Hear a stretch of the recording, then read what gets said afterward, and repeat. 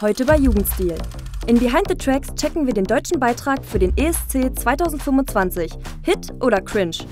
Dann geht's auf die Straße. Was denken die Magdeburger über den Abriss der Ringbrücke? Und bei Inside the Movies heißt es Snow White, früher versus heute. Magie oder Murks? Von ESC bis Abriss. Wir haben wieder alles dabei.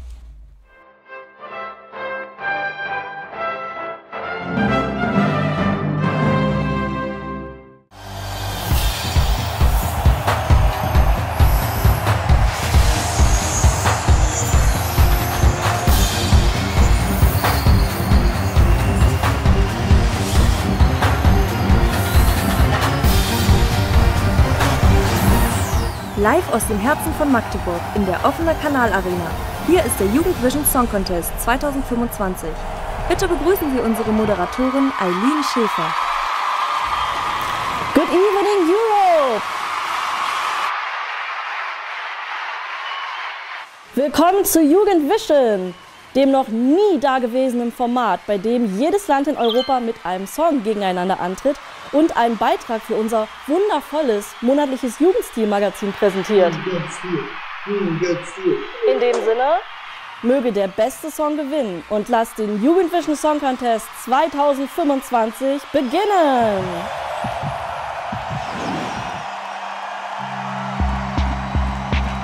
Die ganzen Songs interessieren mich alle nicht. Ich will eigentlich den guten Scheiß sehen. Die Jugendstilbeiträge.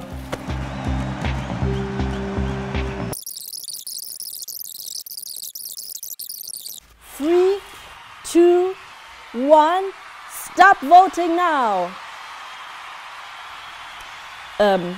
Okay. Ich wusste zwar nicht, dass man bei einer Live-Show vorspulen kann, aber egal. Die Leitungen sind geschlossen und während wir nun die Stimmen des Publikums auszählen, ist es Zeit, die Stimmen der jeweiligen Jurys zu erfahren. Zuerst rufen wir Spanien auf. Guten Abend, Alfonso. Buenas noches. Hola, vielen Dank, Eileen, für diese wundervolle Show. Das sind die Stimmen der spanischen Jury. Vielen Dank, Alfonso. Können wir Ihren Beitrag sehen? Ja, natürlich. Wir haben eine wundervolle Sonderfolge von Behind the Tracks vorbereitet, in der Pepe und ich den deutschen Beitrag für die Eurovision 2025 analysieren. Sind Sie bereit?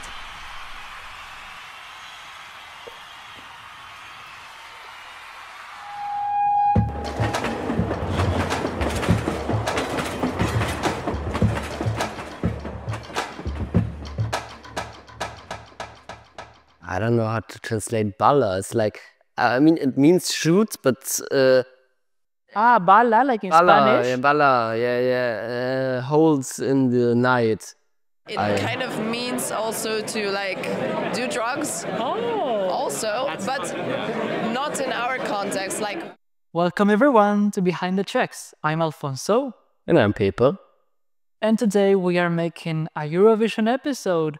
I am sort of a fan of Eurovision myself. I do watch it every year.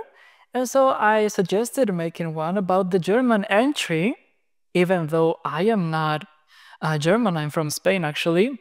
So, Pepe, how familiar are you with Eurovision? Last year, for example, I was very invested into Eurovision because I was a fan of the Netherlands with Joost Klein. And I liked the performance. But throughout the years, like I didn't watch it as much anymore because it was always like Germany was always second to last or last place, and that was like kind of demotivated me to get into the whole thing. Yeah. I get that. And I wanted to ask you, Pepe, as the Deutsche you are, how was this song chosen? Wait, let me say it in German. Also, da war ein deutscher Performer, Stefan Raab. Stefan Raab, yeah. He got out of the, like, he was in the background and didn't do anything online for the last few years. And now he thought to himself, because he also competed at ESC in year 2000, I think. So he wanted to finally have a good ESC again, so he took it in his own hands and said, yeah, we're gonna rock this shit and we do it. Okay. Yeah.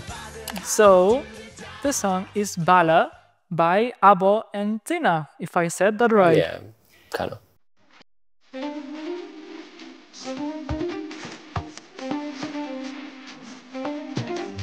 So, Pepe, what were your first impressions about the song? Okay, so my first impressions were, I really liked it that now we are finally entering with a German song again, I mean with Germany. I also liked that it was kind of like techno-ish, you could say, which represents Germany very much because like people know Germany for techno and Berlin and Berghain and stuff, so. Well, it's funny because I had the same exact thoughts, like, wow, when was the last time I heard a song in German from Germany? And also, yeah, exactly, it's a house-infused pop song, which is like electronic, like what else do people want from Germany? Like, and I thought that the person singing was a guy. No. Yes, she has a very special voice. Yeah. So, then I watched the performance and honestly my impression was not very good. Tina looked a bit lost, a bit tired. I did realize she has this more nonchalant, relatable approach to her.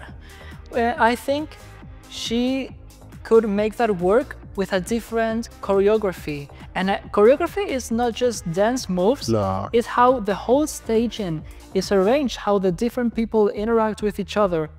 The backup dancers don't interact with her at all, they go unnoticed. I think the cello is very nice because it was like their only attempt to think about the identity of the song. But it is a song that is more meant to be heard in studio, and they didn't take that into account to make it work live. But I also learned that she has an injury in her throat, like a throat infection that's literally keeping her from making the vocal performance she should be able to give. But I thought, wait, what was the live performance? Did I watch? Hola! You haven't heard her sing? No. Oh, you can react right now. So we're having live reaction.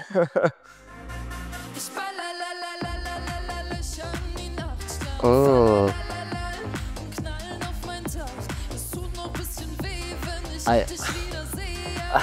Honestly, there is a huge difference from the studio version.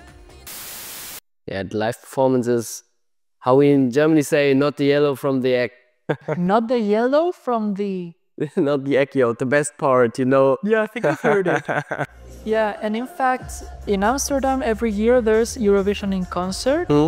Tina and Abba perform live and she had to do playback, which is very unusual in Eurovision in concert. Obviously it's to take care of her vocal cords. Yeah. I'm scared for her, honestly. Yeah. Because the potential is there. Yeah, the potential People there. like the song. Germany is not doing that bad in the betting odds. It's 22nd at the moment, which is higher than Spain. Yeah. But yeah, now we could talk about the competence. How do you think it's compared to the rest of the songs? I don't think it was the strongest competence I've seen. It was not like I heard one song and was like, wow, this is the banger of the year. This is gonna win 100%. I do like the performance of Portugal, actually. I like Portugal.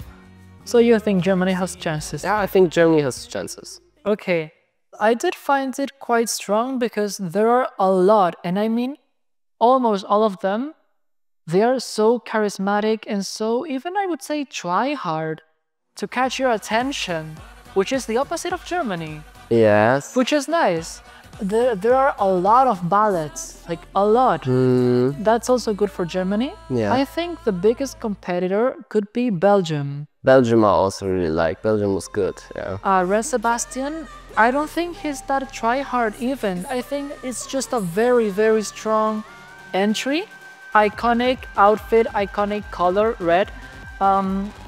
Strong performance, strong stage presence, and a similar genre. Is like, I think it's gonna eat up Germany. And because of that, if we're talking about how to make the most of this entry, how could the German delegation push this song to the max and get the best results?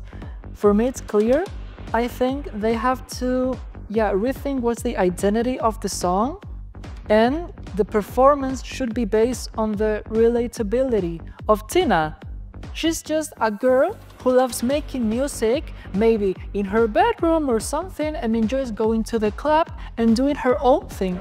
I just like to do my own thing. I don't have a choreography. Okay, push that. Yeah, that's the soul of the song, and that's what you should show the audience and how you can reach the other people there. And yeah, good idea.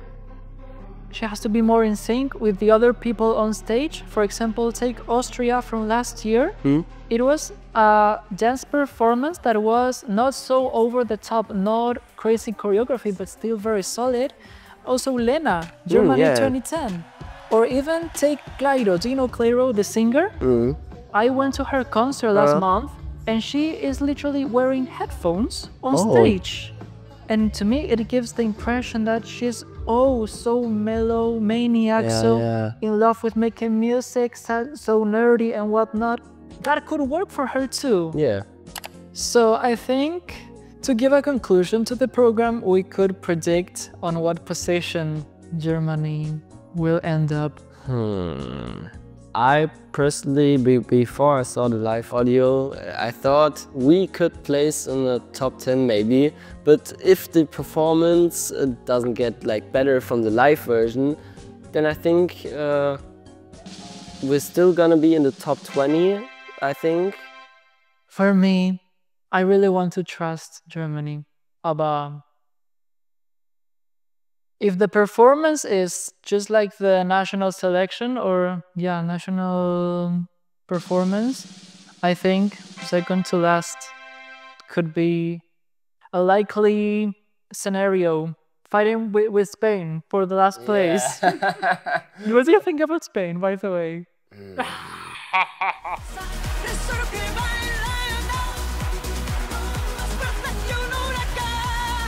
But we'll see on Saturday. The big day. Yes. So, thank you everyone for joining this special episode of Behind the Tracks. Enjoy the rest of Jugendstil, and we hope to see you very soon. Goodbye. Bye bye. Wow, es war interessant, etwas über dieses sogenannte Eurovision zu erfahren. Als nächstes verbinden wir uns mit der Jury aus Deutschland. Guten Abend, Benny! Ja Mensch, ich glaube, ich kann euch Wenden hören. Hallo Eileen, hallo aus Deutschland. Ja, hier sind die Stimmen der deutschen Jury. Und wir haben auch einen Beitrag vorbereitet tatsächlich, aber unser Jugendstil-Team steckt irgendwie fest. Ja? Die kommen ja nicht her zur OK-Arena, weil die Ringbrücke gesperrt wurde. Dann haben wir gleich mal die Anwohner gefragt, was sie davon halten. Wow, das ist ja fast so, als hätten sie gewusst, dass unser diesjähriges Motto Breaking Bridges lautet. Ja, was für ein Zufall, ja? Zeigen Sie uns den Beitrag. Alles klar, go get it. Hallo, wir sind heute unterwegs am Damaschkeplatz und Umgebung und fragen die Leute, wie sie es eigentlich finden, dass die Brücke gesperrt ist. Persönlich ist es natürlich nicht so geil. Nicht gut. Nicht geil? Nee. Das ist nicht schön. Für uns ist es scheiße, weil es unser zum Weg zur Arbeit halt ist. Ne? Und habt ihr einen großen Umweg dadurch oder geht's? Einen großen. Also 500 Meter oder müsst ihr schon ein bisschen mehr stratzen? Also ich habe letztens erst tatsächlich mal getestet und da waren es von Stadtfeld von mir zu Hause waren es 5 Minuten Mehrweg. Viel besser kannst du es glaube ich nicht machen, ist in Ordnung. Also je nachdem, also es gibt eine Bahn, die durchfährt zu meinem Zielort, aber die kommt auch mal, wann sie will. Das ist halt immer das Problem. Für mich ist es kein großer Umweg, denke ich mal, ist gleich. Ja, wenn ich mit der Bahn fahren würde es zu lange dauern, müsste ich noch einen Zug früher halt nehmen. Da stehst du, ey. Wäre keine Option für mich. Und beeinträchtigt Sie die Absperrung vom Damaschkeplatz irgendwie? Naja, man wohnt ja nur in Stadtfeld und das ist nicht ganz so toll. Zu Fuß, mit dem Fahrrad und auch mit dem Auto. Es sind Umleitungen angesagt und ganz Stadtfeld ist verstopft. Blöd ist es, wenn man hier gerade hin muss, aber das muss sein. Nee, wir kommen eigentlich nicht von hier. Nee, aber Also man überlegt sich schon dreimal, ob man nach Magdeburg kommt. Am besten mit den öffentlichen Verkehrsmitteln, aber das geht ja mittlerweile auch nicht mehr, weil das Straßenverkehrsnetz zusammengebrochen ist. Also ich kam jetzt auch nicht von der Altstadt hierher. Ja, ist in Ordnung, weil sie halt irgendwelche Rowdies da vorne aufgerissen haben. Kommen wir trotzdem vorbei, aber ansonsten wäre es schon ein scheiß Umweg, weil halt immer komplett außen rum musst. Ja, und findest du es nicht vielleicht ein bisschen gefährlich, da runterzuziehen oder juckt dich das nicht? Naja, noch ist sie ja nicht ingestürzt, ne? Ja, es ist ja einstürzungsgefährdet, deswegen soll sie abgerissen werden, deswegen ist sie gesperrt. Ja. Mal gucken. Wenn ich mal drunter liege, das ist so. Der Verkehr wird ja hier nur weiter stocken. Jetzt ist die Kreuzung da hinten an der Altstadt auch gesperrt. Also am Schleinufer, die Fußgängerbrücke ist gesperrt. Also wo soll das noch hinführen? Ja, ist scheiße, oder? Ja, ist auf jeden Fall scheiße. Die Magdeburger fühlen sich hier, glaube ich, ganz schön angearscht und auch verlassen von der Stadt. Vielen Dank, Deutschland. Lassen Sie uns als nächstes zu den Stimmen von Belarus gehen. Dimitri, Dobry Wiecza. Können wir bitte Ihre Jury-Votes sehen? Magdeburg. Ja. Belarus, 12 points. Warten Sie, da muss ein Fehler unterlaufen sein. Sie haben 12 Punkte für Ihr eigenes Land gegeben? Ja, natürlich. Wir haben einfach für den besten Beitrag gestimmt. Danke für die wundervolle Show. Und oder was, Dimitri? Ich habe dir gesagt, dass du das nicht machen kannst, ja? Wenn man hier für sich selbst abstimmen kann, dann kann ich das doch wohl auch. Hiermit erkläre ich Jugendstil zum Gewinner.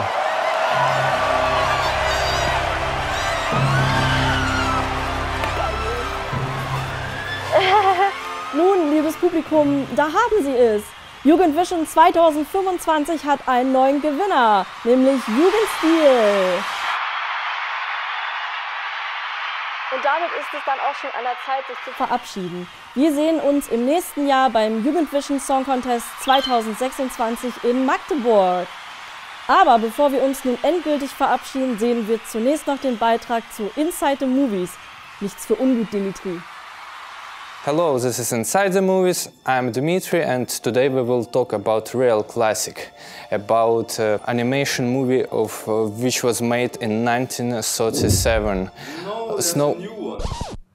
New one? You mean the new Snow White, yeah. not the old one? Not the old one. Not the cartoon of my childhood, no? No. But you know that this movie is the scandalous one, you know? But not for Inside the Movies. Okay. Probably it explained why only I agreed to talk about it.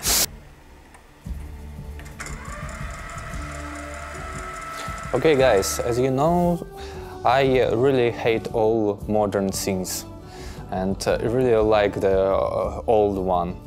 Of course, the old animation movie today has a lot of things which look today really weird.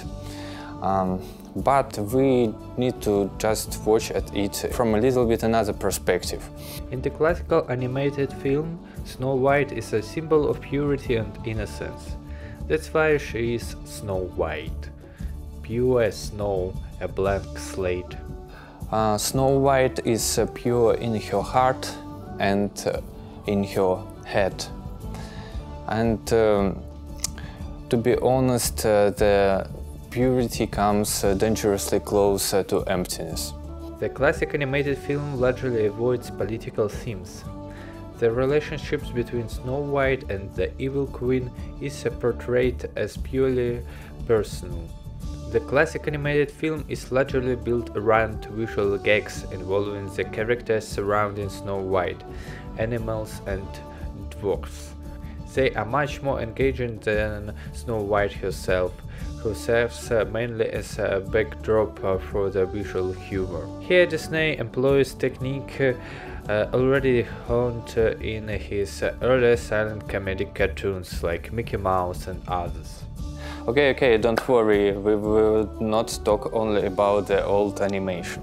In my view, the main problem of the new movie is that creators probably try to make the usual adventure film, but in the same time try to not go too far from the original cartoon. As a result, Snow White's character is given more agency, internal conflict and more developed personality. But this is fundamentally shifts the focus compared to the original. A relative success of the film is the deepening of the romantic storyline. What did you say? In the original animation, Snow White falls in love with the prince without any meaningful communication between them, which today looks highly implausible. The film represents a more coherent development of Snow White's relationships with the bandit, who replaced the prince in this adaptation. But could we say that this is a romantic line show us something new about gender relationships? I guess hardly. Oh no! Someone broke into the royal pantry! Yep, that's me, Jonathan, and I'm a bandit and very poor. But stealing is wrong! Oh, lady, did you miss the part where I said I'm poor? You're so dangerous. There is no way I ever fall in love for you. I gotta run. Hero stuff, you know. Okay, let's go.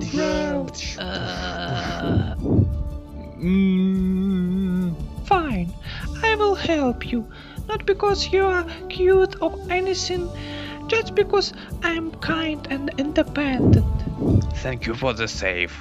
Though you totally seem like a princess. I am, but I also want to bring justice back to the kingdom. I gotta run. Ah! Someone tried to kill me! Oh, alright, I will save you. Not because you're hot, just because you saved me, you know. Oh, you saved me! And you saved me. How about a kiss? Let's do it! Oh no, we're under attack again. Run, run, run. But hey, if you wanna kiss me later, well, I'm unconscious. I won't consider it harassment. And they lived happily ever after. And the producers thought they would live happily too. Until the box office numbers came in. But even less successful is attempt to add some political themes in the new adaptation. The people need some kindness. You know, I really don't remember you being this opinionated. In the adaptation, Snow White's royal lineage, daughter of king, and the character's class position are clearly emphasized. But what takeaway does the film offers? That the main political problem is that the wrong monarch was in power? The evil queen builds a bad kingdom simply because she is evil? Before her a good king ruled and everything was wonderful. After the queen's defeat, Snow White restored the old normality. It's time to restore our kingdom. Snow White simply become a new monarch and it represents as liberation. Very contemporary indeed. Another problem is of course the dwarves. And they are really creepy.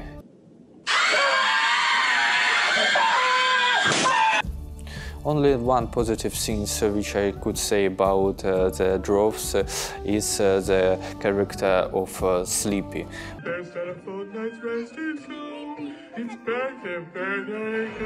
Because it's one character I could really relate to in this film, because film was really boring.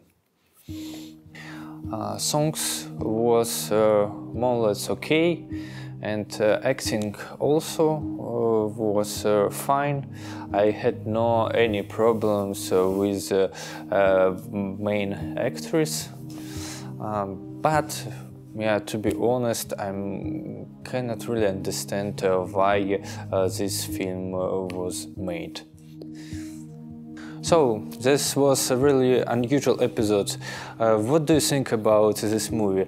Please write something in comments. I'm sitting here alone and I would like to talk with other people. Choose